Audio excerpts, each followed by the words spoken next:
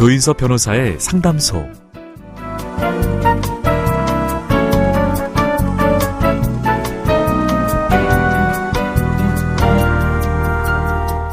사랑을 알게 되는 나이에 삐져나온다고 해서 붙여진 이름 사랑니.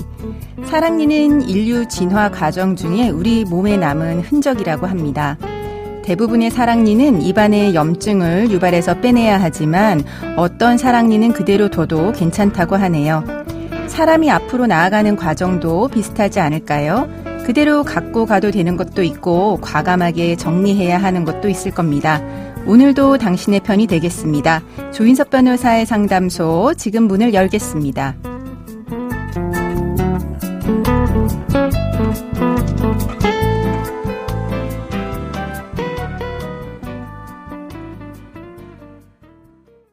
당신을 위한 로하우스 조담소 송미정 변호사와 함께합니다. 안녕하세요. 법무반 신세계로의 송미정 변호사입니다. 오늘 상담소의 문을 두드린 분은 어떤 고민이 있으신지 사연으로 만나보겠습니다. 저는 지금으로부터 40여 년 전에 한 남자를 만났습니다. 저보다 나이가 많았지만 그래서 더 의지가 됐고 우리는 금세 가까워졌죠. 그러다가 아이를 임신했습니다. 아들을 낳고 나서 출생신고와 혼인신고를 하려고 했습니다. 그런데 그 남자에겐 법률상의 아내가 있었고 심지어 아이도 셋이나 있었습니다. 저는 화가 나면서도 두려웠습니다. 그래서 그 남자의 아내를 찾아갔고 제가 속았던 것을 밝혔죠. 제 아들만 키워준다면 다시는 나타나지 않겠다고 했습니다. 그런데 딱 잘라서 거절하더라고요. 결국 저는 미혼모가 되어서 아이를 혼자 키우게 됐습니다. 그런데 몇 달 뒤 아이 아빠가 제 앞에 나타났고 저와 살고 싶다고 했습니다. 그는 아내를 상대로 이혼 청구를 했는데요. 기각됐습니다. 혼자 갓난아기를 키워야 했던 저는 의지할 사람이 필요했고 이러면 안 된다는 걸 알면서도 아이 아빠와 살게 됐습니다. 저와 남편은 가게를 열었고요. 저는 남편의 아내가 돼서 시부모님을 모시고 가족 경조사를 전부 챙겼습니다. 두 사람이 함께 일을 열심히 한 덕분에 남편 명의로 아파트, 토지, 건물을 샀습니다. 그렇게 40여 년이 흘렀습니다. 남편은 모두 다 제 덕분이라면서 저와 아들에게 재산을 절반씩 준다는 유언장을 작성해 줬습니다. 얼마 후 남편은 노환으로 세상을 떠났습니다. 저와 아들은 유언에 따라서 남편 명의의 부동산에 대한 명의 이전을 마쳤죠. 그런데 본처와 본처의 자녀들이 나타났고 남편 재산을 가로챘다면서 유언장을 보여달라고 행패를 부렸습니다. 저는 저와 남편이 함께 쌓아온 재산을 두고 왈가왈부하고 싶지 않았습니다. 그러자 유언장을 은닉했으니 상속 결격이라고 하면서 남편 명의 부동산을 모두 자신들이 가져야 한다고 했습니다. 그뿐만 아니라 제가 남편과 장기간 부정행위를 했다라고 하면서 거액의 위자료를 내야 한다고 소송을 제기했습니다. 저는 어떻게 해야 할까요?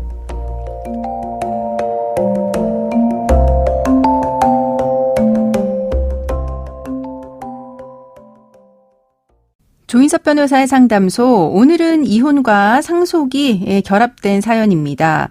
먼저 상속인 결격이라고 하는 말이 나오는데요. 상속인 결격 사유에 대해서 알려주세요. 네, 우리나라 법에서 정하고 있는 상속인 결격 사유로는 첫 번째 피상속인 등을 살해하거나 살해하려고 한 자, 두 번째 고의로 피상속인 등에게 상해를 가하여 사망에 이르게 한 자, 세 번째 사기 또는 강박으로 피상속인의 상속에 관한 유언 또는 유언의 철회를 방해한 자, 네 번째 사기 또는 강박으로 피상속인에게 상속에 관한 유언을 하게 한 자, 다섯 번째 피상속인은 상속에 관한 유언서를 위조, 변조, 파기 또는 은닉한 자가 있습니다. 네. 그리고 상속인은 법률상 배우자, 직계비속, 직계존속, 형제장매, 그리고 이제 사촌인의 반계혈족 등 친인척 관계에 있는 자들이 될 수 있는데요. 상담자분과 그 남자분 사이에는 아무런 법률적 관계는 없습니다. 그러니까 법률적 관계가 없다라고 하는 거는 지금 혼인 신고가 되어 있지 않아서 사실혼 관계이기 때문에 이제 법률적 관계가 없다는 이야기인 거죠. 네, 그 사실혼 관계도 이제 중혼적 사실혼이기 때문에 네. 사실 이제 통상의 사실혼과는 또 다르게 보는 사실혼입니다. 네. 그렇기 때문에 상담자분께서는 상속인 결격 사유가 적용될 여지가 없습니다. 만약에 상담자분과 그 남자분 사이에 이제 사실혼 관계가 뭔가 인정된다 하더라도 상속인의 지위는 법률상 배우자에게만 인정되는 것이라서 상담자분은 상속인 결격사와는 관련이 없습니다. 네, 그렇군요. 그런데 이제 사연자분의 경우처럼 이제 사연자분은 유언장을 보여주지 않은 부분은 있습니다. 이 유언장 보여주지 않은 부분이 상속 결격에 해당할 여지는 없을까요? 예, 그 유언장 은닉한 사람을 이제 상속 결격으로 보기 때문인데요. 네. 일단은 이제 상담자분께서 그 남자분의 상속인지 여부를 떠나서 유언장을 보여주지 않은 행위가 상속 결격에 해당하는 행위인지를 좀 살펴보겠습니다. 네. 상속 결격은 이제 법에서 정한 사유가 인정되면 상속권이 박탈되기 때문에 이런 것은 아주 중대한 효과가 있기 때문에요. 그렇죠. 네, 법률상 그렇기 때문에 사유를 엄격하게 해석해야 합니다. 네. 그렇기 때문에 법에서 명확히 정한 것 이외에 유추해서 상속 결격 사유를 확장하는 것은 허용되지 않습니다. 네, 그렇군요. 네, 그래서 이제 문헌상 이제 법문상 상속에 관한 유언서를 은닉한 자라고 하는 거는 네. 유언서의 소재를 불명하게 해서 유언서의 발견을 방해하는 행위를 한 자나 유언서의 존재 여부나 유언서의 내용을 알지 못하게 방해한 자를 의미하는 것입니다. 네. 그런데 상담자분께서는 이미 유언장을 등기원인으로 해서 상속 등기를 마친 상황입니다. 그렇죠. 그리고 본처와 본처 자녀들은 그 등기부를 떼어보면 등기부에 적혀있는 등기원인만으로도 유언의 내용을 알 수 있는 상태입니다. 네. 이렇게 유언장을 직접 보여주지 않더라도 등기부 등을 통해서 그 유언의 내용을 알 수 있다면 가령 상담자분께서 그 남자분의 상속인이라고 하시더라도 본처와 본처 자녀들에게 유언장 자체를 직접 보여주지 않은 것을 가지고 상속에 관한 유언서를 은닉한 것으로 보지는 않습니다. 네, 그러니까 유언장을 보여주지 않은 것만으로 유언장을 은닉했다라고 하는 거는 이제 해당하지 않는다는 이야기네요. 네, 그렇기 때문에 본처와 본처 자녀들이 상속인 결격을 문제 삼아서 이제 피상속인 명의였던 재산을 내놓으라고 할 수는 없을 것입니다. 그러나 본처와 본처의 자녀들은 상속인의 지위에 있기 때문에 유언으로 상담자분과 아드님께 증여된 부동산에 대해서는 유류분 반환을 청구할 수 있습니다. 네. 그리고 이제 특별한 사유가 없는 한은 어느 정도 유류분을 반환하라는 판결을 내릴 것입니다. 네, 그러니까 좀 간단하게 정리를 해보자면 지금 사연자분 같은 경우는 상속인 결격하고는 상관이 없고 이게 유언서를 은닉한 것도 아니기 때문에 그냥 유언의 내용대로 부동산 이전 받고 이제 재산 상속은 이제 받을 수가 있는데 다만 지금 상대방 입장에서는 이제 법적 상속인이기 때문에 법적 상속분의 일정 부분에 해당하는 유류분 반환 청구는 할 수 있다라고 하는 거네요. 네. 네, 이거하고는 또 별개로 이제 상대방 쪽에서 사연자분에게 이제 불법행위 책임 아마도 이제 오랜 기간 살림을 차린 거에 대해서 위자료 청구를 하겠다라고 하고 있는 것 같습니다. 이 부분은 어떻게 될까요? 네, 그 남자분과 본처와의 홍인관계가 사실상 회복의 여지 없이 지금 완전히 파탄된 것은 맞습니다.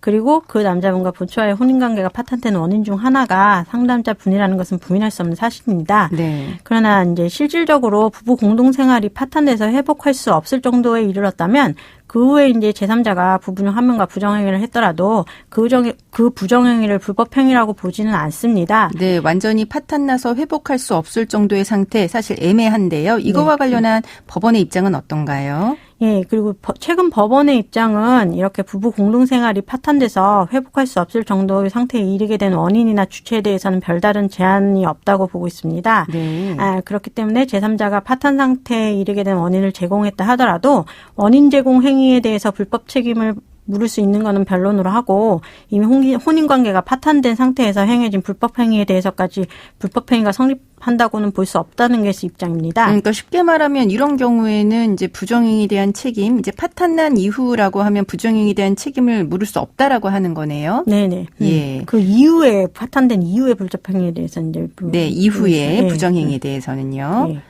네. 그리고 이제 불법행위 손해배상에는 시효가 있는데요. 불법행위는 안 날로부터 3년, 불법행위가 있은 날로부터 10년입니다. 그렇기 때문에 이 지금 최근 판례 입장을 이제 반영을 해보면 남자분이 돌아가시기 전 3년 이전의 일에 대해서는 이미 시효가 완성돼서 이제 책임을 물을 수 없을 것이고요. 네. 그 남자분이 돌아가시기 3년 내의 일은 그 본처와 남자분의 혼인관계가 실질적으로 파탄된 이후의 일이기 때문에 그것에 대해서도 또 책임을 물을 수 없을 것입니다. 어쨌거나 그럼 책임을 물을 수 없다는 이야기네요. 예, 그리고 이제 혼인관계 파탄에 대한 원인 제공 행위에 대한 책임이 있으시겠지만 그 네. 책임도 이미 그 원인 제공은 이미 40년 전에 원인 제공이 이루어진 것이기 때문에 이것도 역시 시효가 완성돼서 상담자분께는 불법행위 책임을 묻을 수 없게 될 것입니다. 네. 근데 이제 어떻게 생각하면은 이제 중원적 사실혼 관계나 부척 관계에 있는 자 책임을 묻지 않겠다 이런 입장인 걸까요? 그러면? 그렇지만 이런 법원의 입장은 중원적 사실혼 관계나 부척 관계에 있는 자를 면책하겠다는 것은 아니고요. 네. 부정행위 사실을 알게 되어도 오랜 기간 그 상황을 방치하다가 뒤늦게 책임을 묻거나 혼인 파트너의 1차적 책임 있는 배우자가 사망한 후에야 이제 제3자에게 뒤늦게 책임을 묻지 말라는 취지일 뿐입니다. 네, 그렇군요. 네, 그렇기 때문에 부정행위를 알게 되면 그냥 이제 완전히 덮고 살 것 아닌 한은 빨리빨리 책임을 묻는 것이 유일할 것입니다. 네, 그렇군요. 그럼 지금까지 상담 내용을 정리해 보자면 사연자분은 그 남자와 법적 관계가 없기 때문에 상속인 결격 사유에는 해당하지 않습니다. 또한 이제 유언장을 단순히 보여주지 않은 것만으로는 상속 결격 사유가 되지 않고요. 네, 그래서 유언장에 따라서 이제 상속은 받으실 수 있지만요. 다만 이제 본처와 자녀들은 이제 본인들의 법에서 인정된 유류분 반환 청구권을 행사해서 유류분 정도는 받아갈 수 있다라고 하는 부분 알려주셨고요. 그리고 혼인관계가 이미 파탄난 상태라고 하면 제3자의 부정행위에 대해서는 법적 책임을 묻기 어렵고 사연자분 같은 경우는 이미 시효가 완료된 걸로 보이기 때문에 책임을 지지는 않을 것 같다라고 정리해 주셨습니다. 지금까지 송미정 변호사와 함께했습니다. 감사합니다. 조인섭 변호사의 상담소는 유튜브를 통해서 다시 듣게 하실 수 있습니다. 궁금한 점이나 건의할 사항이 있으면 댓글을 달아주세요.